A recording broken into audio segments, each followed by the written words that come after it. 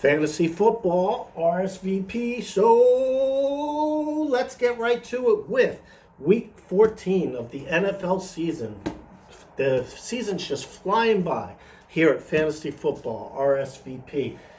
I want to talk about quarterbacks. We always start about quarterbacks, maybe talk a little bit about the fantasy playoffs, how you win. I've always done well with clientele in preparing them for the playoffs. We're going to talk about that at the end.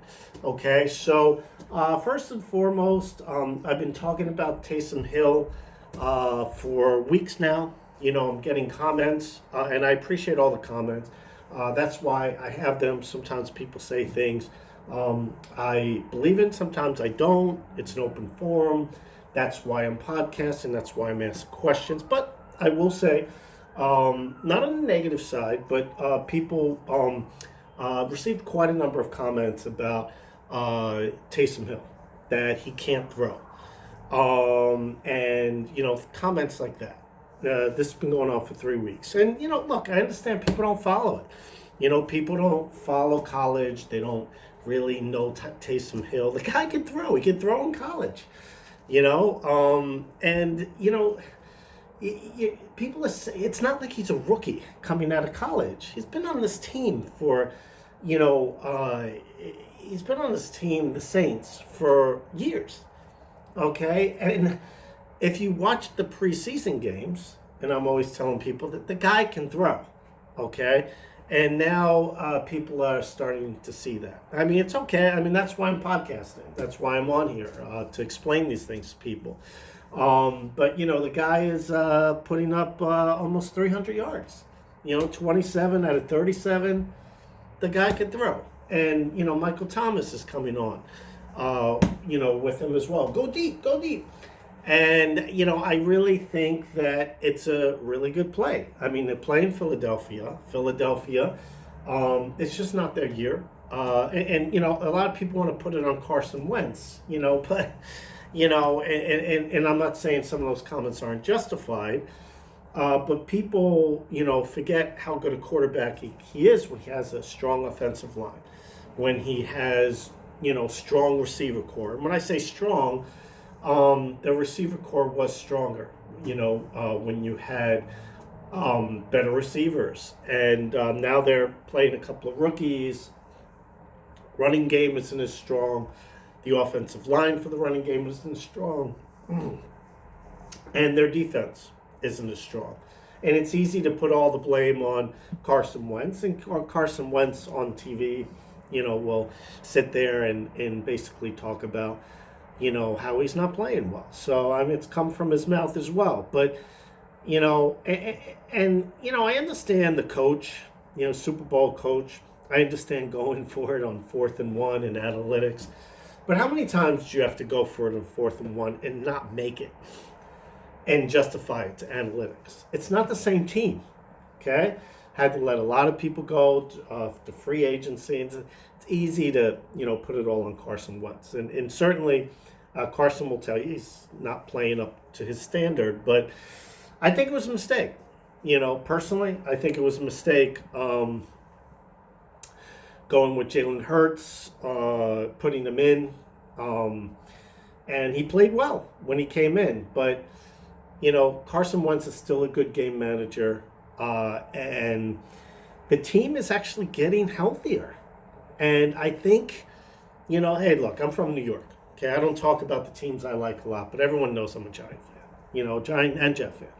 And it's good for the Giants, but you're basically one game out of first place, and you're replacing the quarterback with getting guys healthy. And I just think it's a mistake. It's one thing if you're replacing them with a wily vet like Nick Foles, okay, but I think there's too much blame put on Carson Wentz, and they still had a chance, and now there's a learning curve.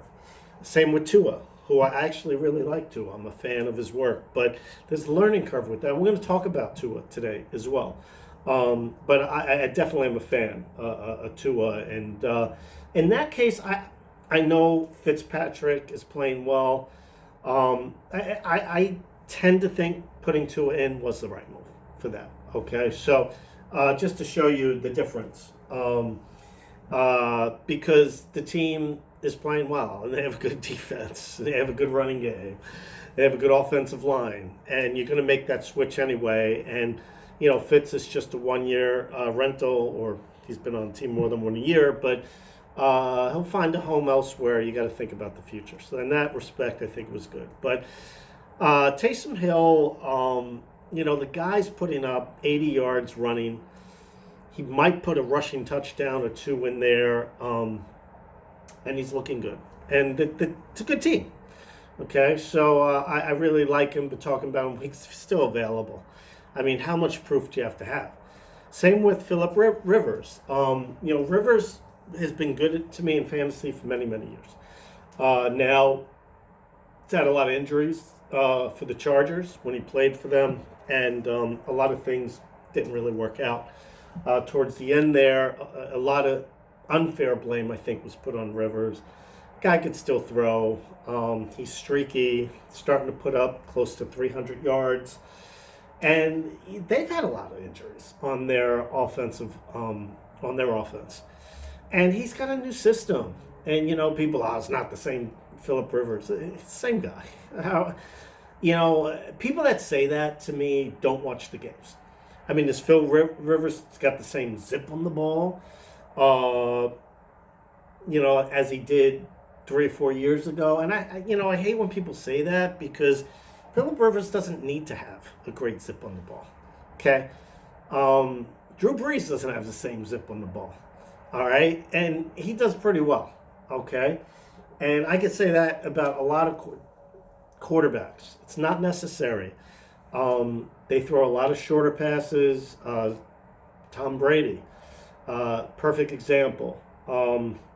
The difference is in Arizona, one of the main Arians playbook is to throw the ball deep and to stretch the field, which opens up things underneath. And it opens up the running game because they can't load the box. So that is new versus the Belichick, go deep, the Belichick philosophy, which is more of a dink and dunk pass. So 10 games, 12, 13 games isn't enough for Brady to get used to it. But I'm telling you, this team, watch out for them come playoff time, because they now have guys that could run the longer deep passes like Antonio Brown. And, I know he put up 2 catches last week and everyone's down on Antonio Brown, but he's got a great matchups, come playoff time. Detroit, twice in Atlanta. I mean, and he has one bad week and everyone's like, forget Antonio Brown. No, I wouldn't forget him. Watch the games. Go deep. I'm going to say it again. Watch the games. If you watch the Tampa Bay games, Brady and Antonio Brown, I'm telling you, have missed each other by inches. Not once, not twice, not 3 times. We're talking like 5, 6 times. And Brown was gone. Brown was open. Even Arians said it. He's right.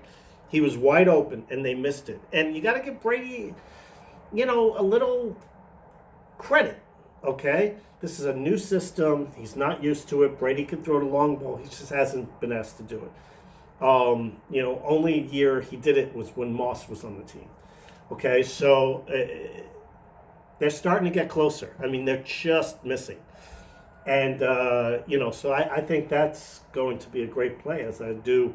I think the Bucs are kind of a sleeper. The Bucs offense, even the Bucs defense, is kind of a sleeper for the playoffs. Something to keep an eye on, okay? Because I think they're going to come together, okay? A lot of moving parts, new system, no preseason, you know what I'm saying? You give Brady enough time, he's going to show his true colors. And there's been glimpses of it some games. Okay, but Phillip Rivers is really coming on. Their receivers, T.Y. Hilton. It's a great play. Told everyone last week, pick up T.Y. Hilton.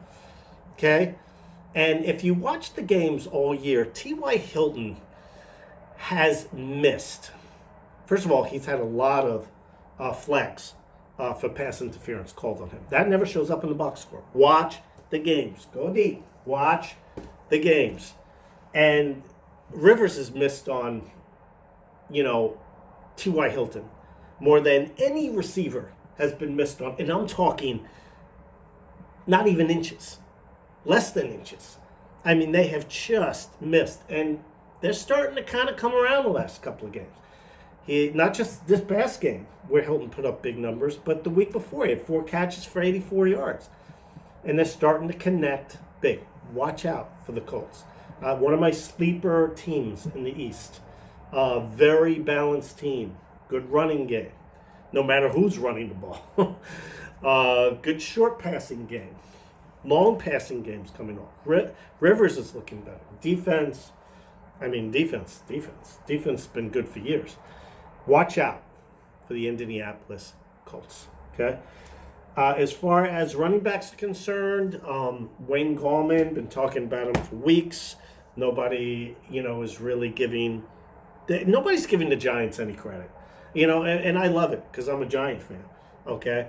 But nobody's giving them any credit, and they get to do something which is one of the greatest motivators in football, or greatest motivators in any sport, especially so in football, is when a team gets to play, no team gives us respect line. And people are saying the NFC East is a laughing stock of the NFL because of their record. Giants beat the Seahawks last week, which were supposed to be the number 1 team in the West, by the way. They should have beat the Bucs, the Giants, which at the time was the number 1 team, Super Bowl bound. They were playing so well, and they should have won that game. Okay? They should have beat the Rams. They had the Rams, the Giants. Okay? Washington football team last week beat the Steelers. 2 weeks ago, the Eagles almost beat Seattle. I'm not saying teams so unbelievable, this and that and the other thing. The NFC East is a lot better than people are saying they are. Okay? And the Giants running game with a backup, Gallman, okay, because Freeman's out and so is Barkley. Barkley receiving some good news on his knee. His medial collateral ligament actually healed on its own. So he only has to worry about the lateral collateral, and they actually saved the entire kneecap, which is very, very important in this kind of injury. And being that, I am a personal trainer, 30 years of rehabilitation specialist, clinical massage therapist, that's good news for Saquon Barkley.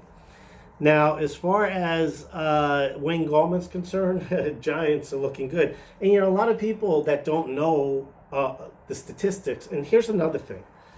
You got to read the statistics, team statistics. I have people out there dogging Seattle's defense. Oh, Seattle's defense is the worst defense in the NFL. They're not, okay? They're not. They had a lot of injuries. They had a lot of moving parts move in. And the Giants' pass defense, okay, is one of the worst in the NFL. But not in the last few weeks. And in fantasy football, you have to grade things on every 3 weeks, okay? And the last 3 weeks, their defense is playing a lot better, okay? And you can't just look at team defense. You have to look at over the last 3 weeks. Because teams start to come together, and in fantasy football, how you win championships. I mean, I've won so many championships, it's ridiculous over the last 9 or 10 years. Now I limit the leagues I'm in because I have to give advice, on the leagues. And the people I play with are actually seasoned professionals. So it's actually like playing against experts. So not winning every single year as I once did because, I think these guys are learning all my tricks and watch my podcast. But still holding out for this year. But the thing is Wayne Gallman's looking good. The Giants are looking good. You got to give them credit. Their defense is playing better than any defense in the NFL right now. And they're a scary team, okay? They're a scary team. Because they have receivers Daniel Jones is coming back. Their running backs are well, but their defense is playing better than any defense. Defense wins championships. By the way, I hope you have your defenses set for the fantasy football playoffs, which should be set in week 13. Okay? In week 13. I know I do. Okay? I have the Patriots going up against the Jets. The Browns going up against the Jets. I'm a Jet fan. And that's been set up, for weeks. And my entire playoff schedule has been set up for weeks. And a lot of times during the season, my record in NFL during fantasy football will be mediocre. Get into the playoffs, 8-8, 7-6, 8-5, whatever. Because I do what I need to do to get in the playoffs, but I'm always focused on weeks 14 through 17, or some people have it weeks 13 through 16. I kind of like leaving that last weekend, 17, open. It gives a longer regular season. I'll tell you why I like it. Is a lot of times the number one team, okay, is pretty much set, and sometimes the first two teams are really, really way ahead. But you want to have a certain sense of balance in fantasy football, and I think it takes a real strategist to prepare in weeks 12, 13 for weeks 16, 17, especially the last 2 weeks of the season, okay? Especially the last game of the season when you have to factor in that team may have a bye,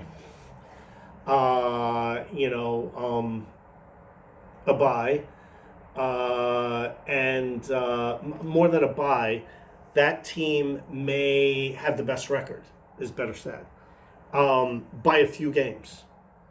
And there's a chance they're going to rest all their star players in week 17 of the fantasy football playoffs, which is the last game of the regular season. And that's something you have to strategize for. And I really I'm trying to convince every league to play week 17. Because you have to really strategize to say, my guy might sit that weekend. I have to start planting people in, and it sort of gives some of the other teams a chance to steal it in week 17. And that takes a real strategist to prepare for that. So that's another thing you should consider. Week 17, I think it's fantastic that they do that. Okay? And I will say, fantasy football, you should also have shorter bench, because a lot of teams don't trade during the season. And frankly, a lot of teams don't know how to trade. They overvalue their players. They want great players, but they're not offering decent in return. And how you do that is keep a shorter bench, okay? And that way more people are available on the waiver wire. Makes more sense, okay? Can't hold on to your players as much either. As far as, I like J.D. McKissick. Gibson's out. Not a lot needs to be said there. The guy had 10 receptions last week. Probably will get more carries this week. And San Fran has some injuries on the defensive line that they're dealing with, some moving parts. I'm not going to say a lot there. J.D. McKissick has been a good play, and I always do PPR and redraft is my advice comes from. You got to specialize one area. That's my area. A lot of people ask me about Dynasty and how much should I pay for this. I don't really give advice based on how much you should pay for this and how much you should pay for that. Most of my advice is not money related, okay? In the fab leagues where you're bidding and stuff. My advice is more universal based on player personnel and what I think of the player. So I don't really tell you, honestly. Put this much, put that much. You got to pick one, and I would rather pick the non money leagues and make my advice more universal. Not that there's anything wrong with them. I have to play with them, whatever. Anyway, as wide receiver, moving right along, we're going to go with Corey Davis. P.J. Brown has been kind of injured.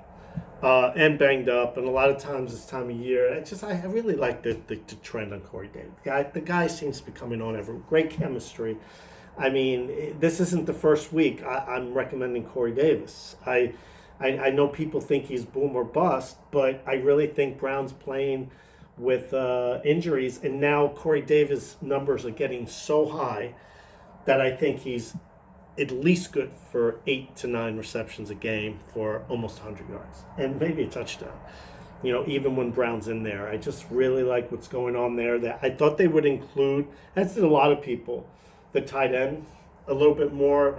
John Smith's been a little banged up, but they're really kind of making it more of an air attack, stretching the field. When they don't do that, they have King Henry running the ball. And it kind of depends. But I really like Corey Davis, especially with Brown banged up, and another situation with Galladay of Detroit banged up. I really like Goody. I really like Marvin Jones. Marvin Jones. This is nothing new. People, Marvin Jones. He's terrible. He's not terrible. He's not the number one receiver anymore. He's still Marvin Jones. And when I was recommending him weeks ago, I'm getting comment, Marvin Jones isn't the same player. Yeah, he is. Okay? He is, and so are a lot of players. Okay? Antonio Brown's still the same player. Is he in game shape? Well, it's funny. People say he's not in game shape because when he came into camp, Arians specifically said he cannot believe the shape Antonio Brown is in. He said he is in phenomenal shape. Okay? But, and this was 4 or 5 weeks ago. This was week 8.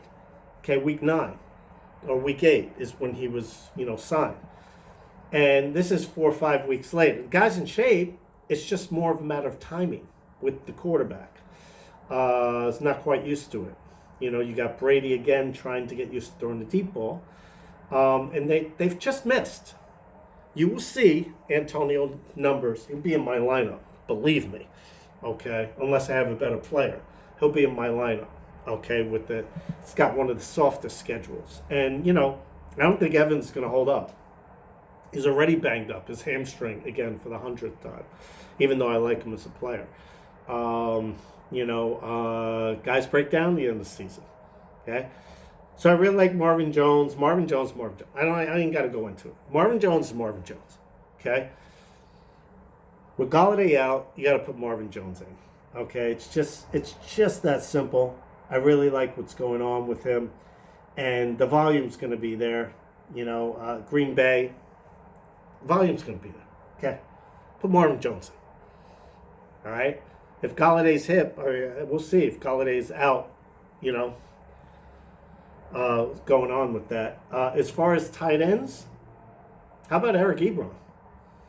Guys putting up 7 receptions 2 weeks in a row, close to 10 targets. Talk about a sleeper guy that you could pick up. Going against Buffalo this week, going against Cincinnati the week before, since Cincinnati's notoriously bad against tight ends. They're like the worst. Maybe the second or third worst, I think now, this year. But they're notorious for having one of the worst defenses for tight ends. He's playing week 15. Okay? He's playing week 15. And he's really nice chemistry with Roethlisberger. Really like what's going on there. As far as defenses I don't have to say a lot about Eric Ebron. He's been a decent play. Fantasy football playoffs, you're not going to get a guy that you plug in there, okay? Not going to get a guy you plug in there that's going to give you Kelsey numbers, okay? It's not going to happen, okay? It's not going to happen, okay? But what you want, 5 to 7 receptions, okay, for 50 to 80 yards. That's, pardon me, that's 12 points. Okay, that's 12 to 14 points with a touchdown, could be more. That's what you're looking for. Okay, that's what you're looking for. That's Eric Ebron. Enough said. Eric Ebron. Go deep. As far as defense is concerned, I've liked the Chiefs' defense all year. Been talking about them. I really like the Chiefs' defense this week against Miami. It's nothing against Miami. Miami's a good team. They've been playing well, but they're really banged up at running back. Really banged up, as well as other, parts of their defense. They're a little banged up, the team. Okay, and there's a learning curve. I saw it last game he was in. I saw it the game before. You got to watch the games. And there's nothing. This guy's a star in the making. I really like him. But there's a learning curve. Okay? And the Chiefs have an underrated defense. And I really like them. And furthermore, if you have the Patriots, okay, and you have Cleveland Browns defense, which I have, and they're both playing the Jets week 16, 17, but week 15, Patriots are playing Miami. And Miami is notoriously good. I don't know how they do it. I don't know how Belichick does it. Notoriously good against rookie quarterbacks. I mean, the record is like, I looked it up the other day. I don't remember the exact number. It's ridiculous. Okay, it's just he knows how to put on certain types of pressure for these rookies, and he has a scheme that just works. They get inside their head and just don't play well. Remember Tim Tebow when he was going, Tim Tebow, he won that playoff game and just destroyed him in the playoffs. Not to say Tim Tebow was the greatest player ever, but he was playing well. And this team has a way of dealing. I'm playing the Patriots defense weeks 15, 17. I've been planning that for weeks, okay? And the Browns defense week 16. Okay, but that's a sneaky play. Even last week, okay? Even last week against the Rams, they have Jared Goff's number. Okay, the offense was like 24-3. But Goff didn't look that great, okay? And it was just, they have just too much talent for the Patriots, although the Patriots looked great the week before against the Titans. Don't let that team get into playoffs, and their defense has been looking a lot better. Defense played well against Goff, but now Goff's more of a veteran. But this guy just plays well, okay, against rookies. And week 15 Steeler, a week ahead, play the Patriots defense against Tua and the Dolphins. Okay, that's my play of the week. All right, and as far as anything else, we're all good. We have the defense this week against Tua.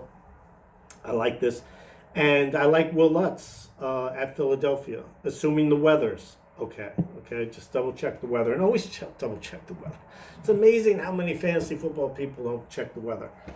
Don't play a kicker if the weather's going to be bad. Okay, and double check that tomorrow. I'm iffy. If not, the kickers are pretty easy to pick. Pick a dome kicker. I have, pick a dome kicker. As the season goes on. Will Lutz, although he's playing in Philadelphia, usually playing in the dome. So that's something to consider. As far as the fantasy football playoffs are concerned, you got to start looking at matchups, okay? You got to start looking at matchup. Who is your defense going against? I personally don't believe in playing the same defense every week. It's amazing to me that people still do that. It really doesn't work. I mean, you could play the Dolphins defense over a stretch of 4 or 5 games because they had a soft schedule.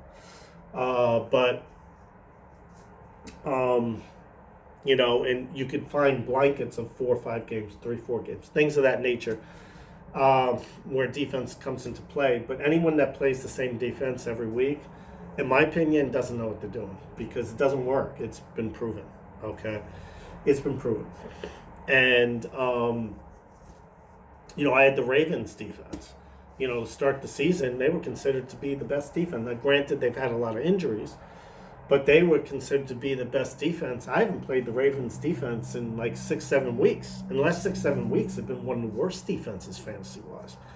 And people like, I like their schedule coming up in the in the fantasy football playoffs. Really? You like their schedule? I dropped them. Okay? I dropped them in favor of the Patriots defense and in favor of the Browns defense. The Browns defense is getting healthier. Okay? So it's something to look out for. And I don't know if you've been paying attention to the Patriots defense the last 3 or 4 weeks. They're looking good. Even against the Rams, they look good. Okay? Kept them in that game till late, until Cam threw a pick six. It was a 24-3, so it was 17-3. Okay? It's good defense. Coming on. And as far as the fantasy football, you got to look at the matchups. Are you going to play that running back against a great defense? Okay? You got to make bold moves. I dropped Robinson of the Jaguars because our playoffs are weeks 15 through 17, not 14 through 16. Okay? You really going to play him against the Colts? Are you really going to play him against the Bears? Defense? I mean, he has the 3 top defenses that he's playing in the playoffs. You know? I dropped him. Not going to play him. Dropped him and loaded up on wide receivers. Okay? Going to go a little bit more wide receiver in the playoffs because I like the wide receiver matchups. Okay? Ayuk, you know, and Deebo Samuel. 49ers got some great matchups. I have them both. I'm going to load them in the playoffs. Both of them. If I see a soft matchup. Might even get Garoppolo back. And I really like what's going on there. And you got to watch the matchups. Okay? You're not playing a top-tier running back against the Steelers defense or the Colts defense. Okay? Or the Bucs defense. And people always bust on Seattle's defense. Do you know Seattle rush defense gave up before last week before the Giant game, the 3rd least fantasy points? People, Seattle's defense is bad. They're not bad. Okay? First of all, the overall defense has been much better the last few weeks, but it was their pass defense is bad. You don't believe me? Look it up. The 3rd least fantasy points in rushing. I didn't make up this statistic. Seattle's defense is bad. It's not bad. You're not paying attention is what you're not doing. You're not reading the statistics. That's why the Giants' rushing game, underrated, did well against a defense that plays well. That plays especially well in Seattle. Their pass defense. And Giants did really well. Pay attention to the stats. Okay? You're not paying attention, not playing fantasy football. Pay attention to the weather. Don't play a pass defense against the Bucs defense. Okay? Or a pass defense. Or a good